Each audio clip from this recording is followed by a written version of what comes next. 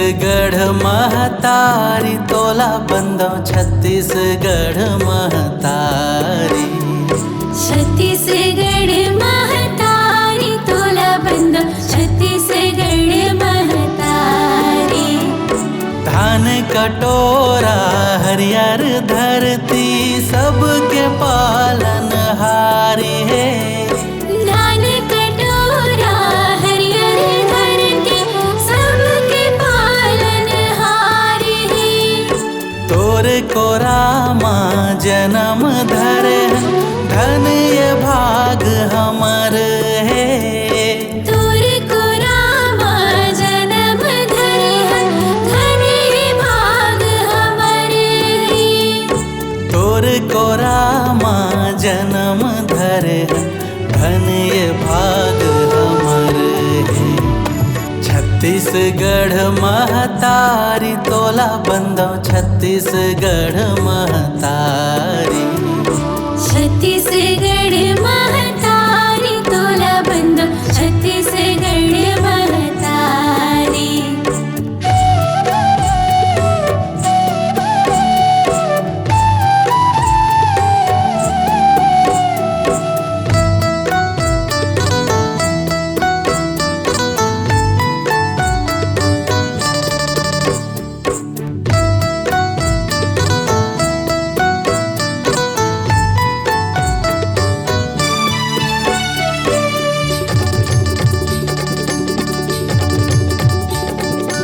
महानदियों अर्पा पैरी पावनी नदिया के नाम है। इंद्रावती है चरण पखारे जुग जुग होकर काम है। राजिम कुंभ में गंगा नहाए राम के हो तो धाम है। दरिया के पारी पीपर के छैया सब लादी में आराम है। ऋषि मुनि ओ देवता धामी जिहाँ लिए अवतार हो। ऐसन भुइया में जन्म देवे दाई बारंबार हो। ऋषि मुनि ओ देवता धामी जिहाँ लिए अवतार हो। ऐसन भुइया में जन्म देवे दाई बारंबार हो। ऐसन भुइया में जन्म देवे दाई बारंबार हो।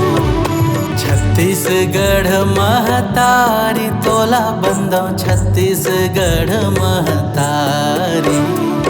छत्तीसगढ़ महतारी तोला बंदो छत्तीसगढ़ महतारी।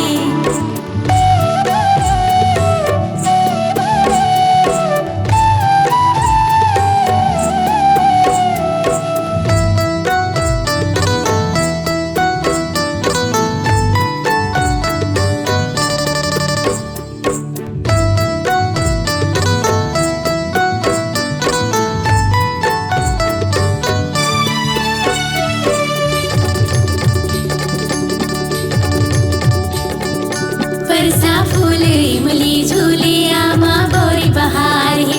महुआ महके कोयली चहके खनिज के तोर भंडार है। नदिया नरवा गाँव के बारी यही तो तोर पहचान है। तोर को रामा खेलत खावत सबके होवत नाम है। बिनती हाबे हमरो दाई सुन लेते हाँ गोहार हो। जुग जुग ले दाई बने रहे तो माया परम्पार हो। बिनती हावे हमरो दाई सुन लेते हाँ गोहार हो। जुग जुग ले दाई बने रहे तो माया परम्पार हो। जुग जुग ले दाई बने रहे तो माया परम्पार हो। छत्तीसगढ़ महतारी तोला बंदो छत्तीसगढ़ महतारी। छत्तीसगढ़ महतारी तोला बंदो छत्तीसगढ़ महतारी। धान का कटोरा हरियर धरती सबके पालन हारी है। धान कटोरा हरियर धरती सबके पालनहारी है। तोर कोरा माँ जन्म धरे हन धन ये भाग हमर है। तोर को रामा जन्म धरि हन धन ये भाग हमर है। तोर कोरा माँ जन्म धरे धन ये भाग हमर है। छत्तीसगढ़ महतारी तोला बंदो छत्तीसगढ़